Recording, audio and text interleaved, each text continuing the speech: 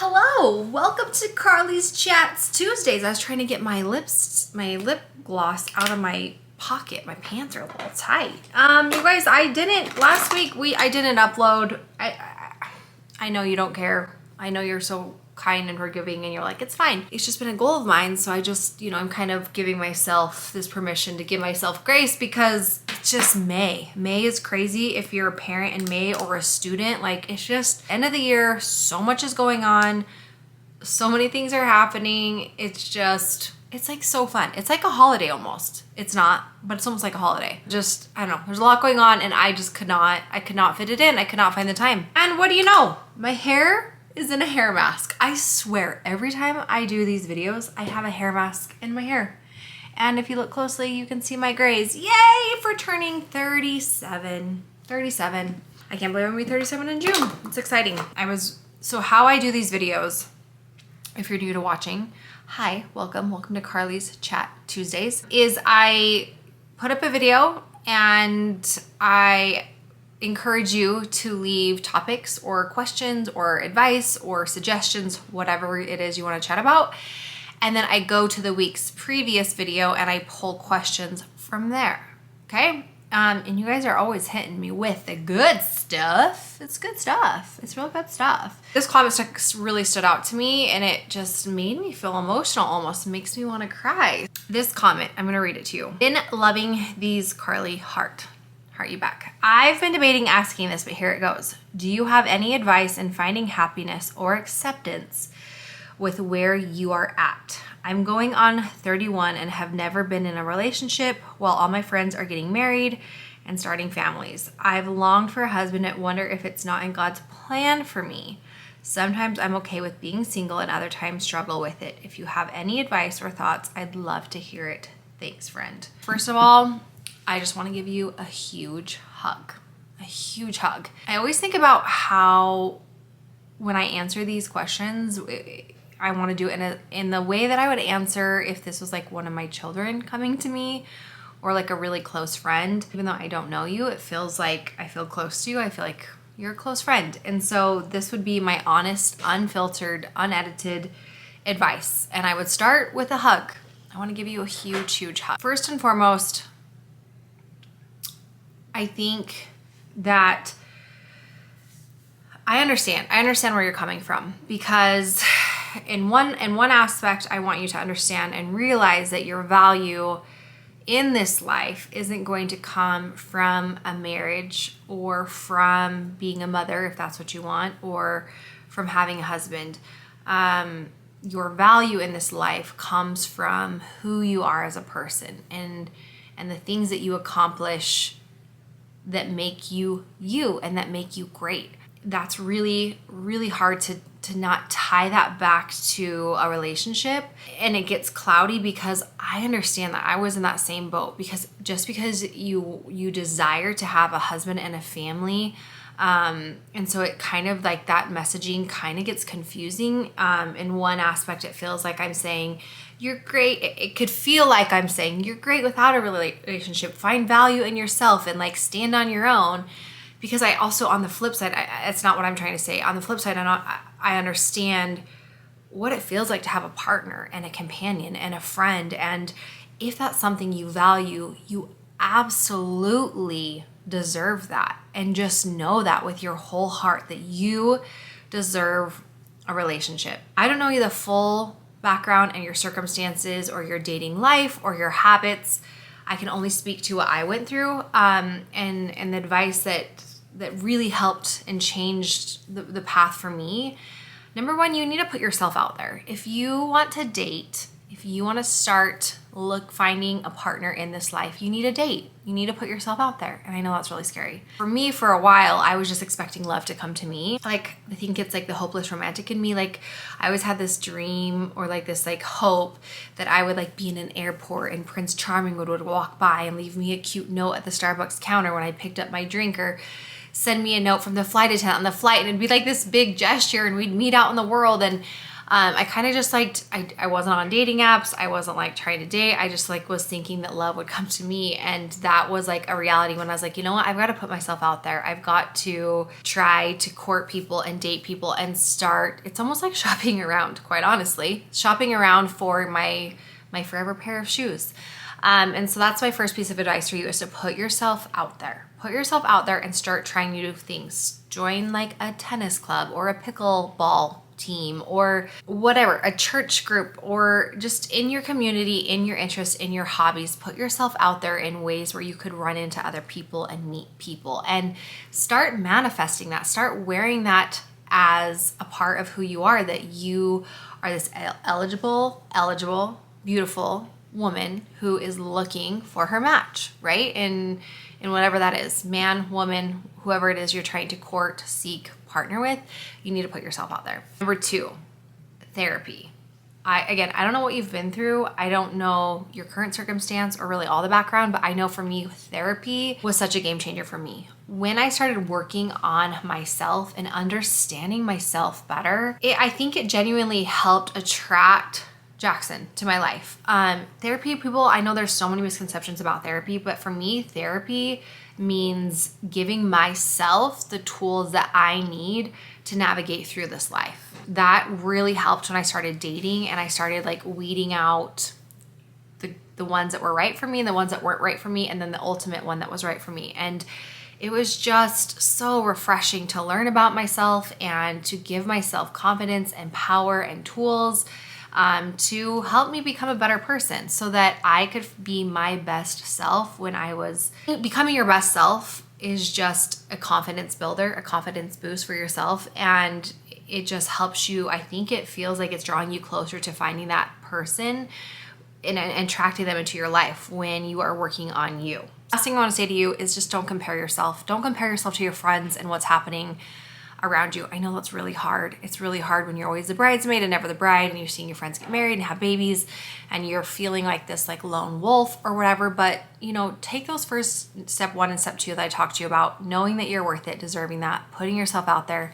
maybe seeking some therapy to start working on yourself, working on your confidence, manifesting and truly believing that you deserve love. And then stop comparing yourself. Like, it doesn't matter if every single person in your life is married but you. Again, I'm saying that with love. I get that. I was that way for a while. I was a single mom in a big family with all these other happy families around me.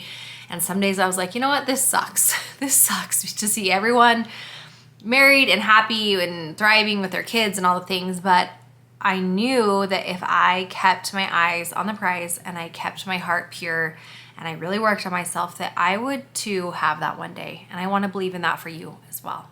So believe in yourself, okay? I love you. I've had a lot of questions about finance coming in and how we manage finance and how to be in a good spot financially. I'm going to give you guys a little sneak behind the curtains. Is that the saying? A little peek behind the curtains.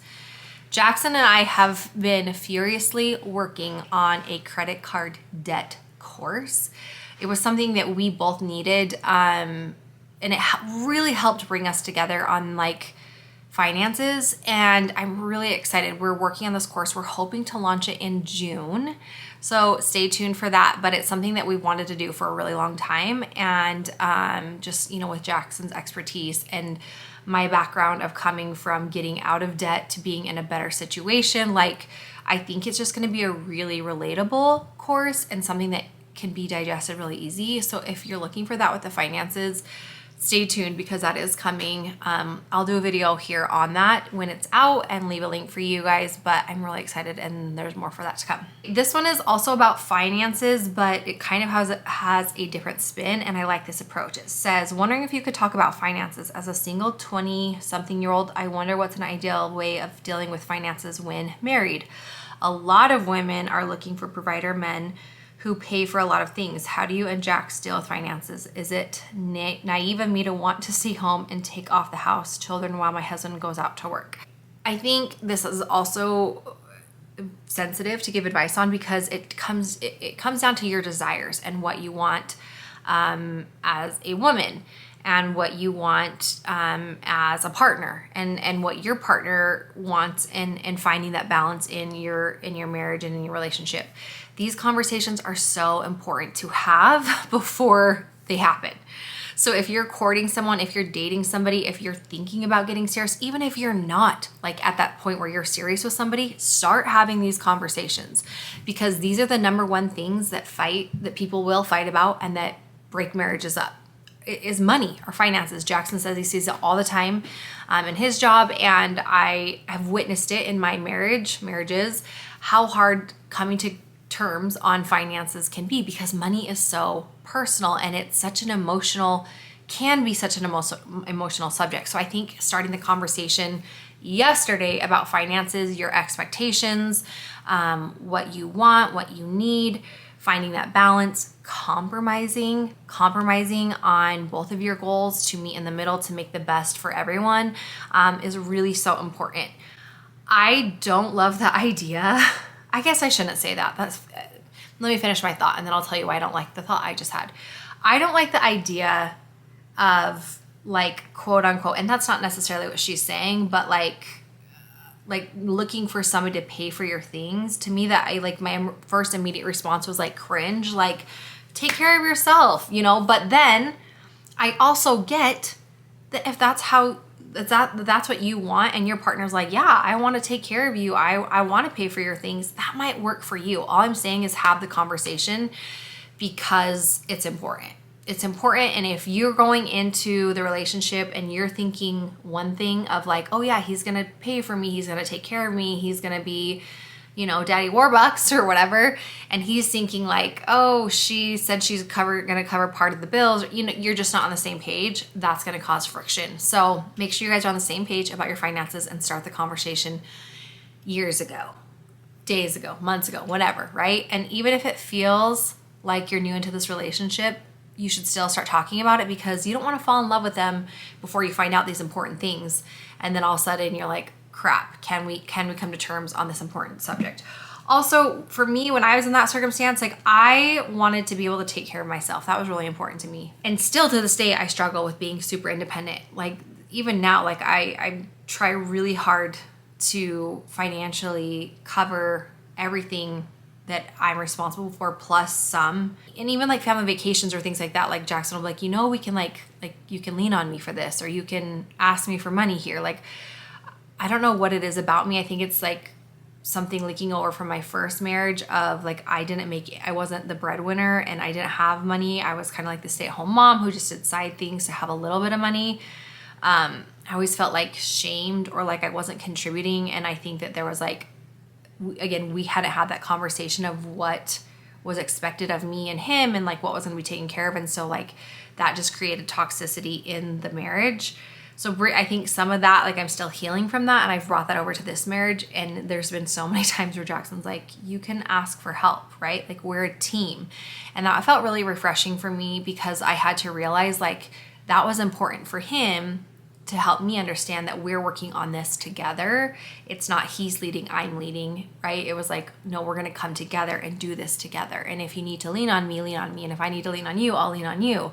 And that's been really refreshing. So again, just like having that conversation is so important, right? And like letting those feelings out there and just being vulnerable, it always helps. In the last video I had talked about wanting to talk about plastic surgery and my thoughts and feelings on that. I feel like I could talk a whole video about that. So I'm going to leave that topic actually for probably the next video. Also, I'm a little scared to talk about it. I don't know why. I just feel like there's so much judgment on both sides of that conversation. And I don't know how I feel about that conversation. I've had work done. I will tell you everything. It's hard because I truly can see both sides of the coin. Is that the saying on that topic? So again, it's hard to it'll be hard for me to get to in 5 minutes. So we are going to come back to that, but just know that that's on deck for topics to come. Okay, last one, and I thought this was a fun one. Any tips on getting past yourself to just be goofy and make friends instead of second guessing every word that comes out of your mouth? Okay, that is me to a T. I will be 37 this year, and I still struggle so bad with interactions with with people. I know that I'm like, what you see is kind of what you get, like, or almost even more. Like I instantly like go into a relationship or hanging out with friends, as in we've known each other for forever. I'll tell you anything and everything. And I feel like that creates safe space for people to feel like that can be reciprocated. Like you can tell me everything. But what's been hard about that is sometimes like I'll have like post-traumatic like regret. Is that a thing? Or it's like, oh my gosh, I said this, this, and this. Should I have said that? Did you see their face when I said this? And I'll literally like sit and spin on it for days because I'll just feel like I did or said or was too much. And I like try to put myself back into this box, and I'm like, okay, well, next time we hang out with them, I'm not going to be like this. I'm not going to say this. I'm going to do this differently. And I think just years and years and years of doing that, you just get tired of trying to like fit into these spaces to make other people feel comfortable. And I just realized like, okay, what really makes me feel like me? And I want to stay true to that. And because you don't want to change so that other people will like you. That's kind of just like known, right? But there are parts of you that can learn and can grow. And I think that that's where I struggle, is I feel like finding that balance is hard. I feel like I can always learn and grow, and I'm always looking to do that. But at what cost? Am I like just exhausting myself and always trying to change and always trying to be better and always trying to change, where it's like, it's okay in some areas of your life to just remain the same and be who you are? Because when you truly, my favorite thing that I've ever learned in life is this: when you truly are who you want to be, you give people space to do the same. And that's when you really attract the people that you want to have in your life. And that's so cool when you start to see that happening. Like when you genuinely just be yourself, you allow space and room for other people to do the same. And then that's when you start making great friendships and connections, because you're not fitting into these spaces or these boxes or these ideas or these circumstances to allow for other people to be like, yes, thumbs up, right? Because that's not a true representation of who you are. So if you're being yourself and you're being goofy and you're being whatever, and people are like, oh, you're weird, great. I am weird. I'm going to own that.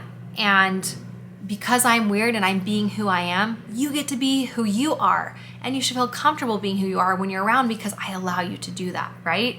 So it kind of just is like that saying, like, then they're not the friends that are meant for you if they're not going to accept you for being who you are. So let your freak flag fly, right? People throw rocks at things that shine. Like, this should just be a whole Taylor Swift song, but just be who you are. And I know that's scary, and there's going to be times in life where it hurts and people are going to make fun of you or say mean things. Like, just scrolling through these comments on this video, like somebody wrote, oh wow, Carly, you're looking rough. I'm like, yeah, I know, I'm a mom of 5. I'm struggling right now. I'm doing my best.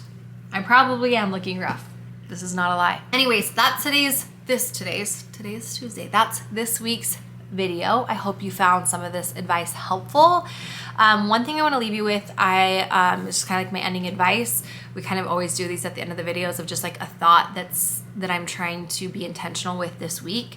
It was a reel that I saw from Brene Brown, and she said, don't look for evidence in the world that you don't belong, because you'll find that. That has just been playing over in my mind over and over and over. Like, stop looking for evidence that you're not worthy of love, that you're not liked, you can't make friends, that you're too goofy and people won't accept you, right? Because when you tell yourself that, your brain will literally start giving you and feeding you examples of that thought to support it.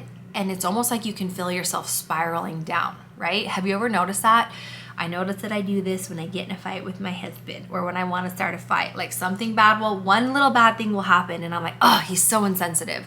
And then all of a sudden it will start like triggering all these other thoughts and examples. Well, like, remember when he said this, and remember when he did that, and remember when this and this and this and this happened.